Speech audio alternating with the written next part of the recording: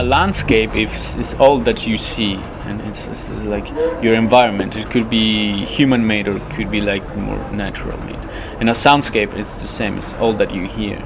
It's all the sounds components that are in your surroundings. And within soundscape, there are also sound marks as well as landmarks. You know, when you see a specific mountain and you know there, and you have like a relationship to that mountain because it has like specific shape, and you know, okay, it refers to this place, blah blah blah.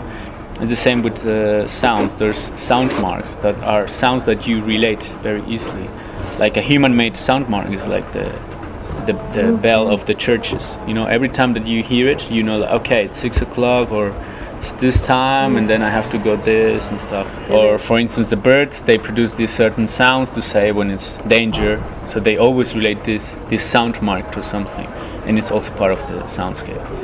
Or I don't know, when in London they used to, like, you know, to also to bell and to say when it was like closing time and close the doors and stuff. So it's like a complete setting of elements of sounds that impacts the environment. That could be urban or could be natural, like human-made or natural-made. Like first, probably you are more likely to be seduced by your eyes, but there you also have your other senses. And that can be designed. Yeah, for sure. Yeah. Not probably not visually, but it can be designed. And, it can be also manipulated. And it depends, but it has a different impact. It's something you don't see, but you realize all the time. For instance, first through soundscapes and through sounds, it's easy to modify or to change human behavior and reduce antisocial behavior from people also as well. I saw like some research and experiments they're doing, like for instance in London, they put classical music in some metro stations near the areas that have more conflict. So that helped to reduce, let's say, crime rates as well. And also how in California and also in Canada they did this experiment that they're starting like to put or reproduce bird sounds in the atmosphere in some certain points, and they also saw like that helped to reduce like people's stress.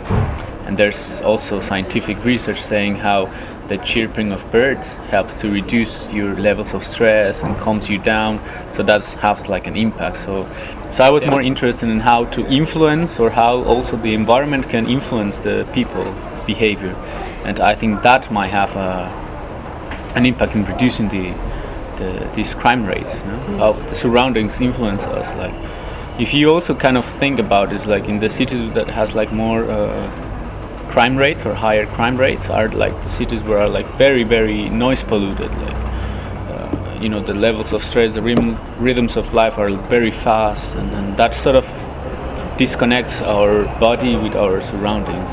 So then I was started like to see, okay, if there's an impact of the birds and human behavior, and that should reduce like the social behavior. So now people are more calm, they can think more. I think it's very important for society development as well, the soundscapes, because first it has can have a positive or negative impact, and it also helps to communicate, let's say, through crowds, the sound.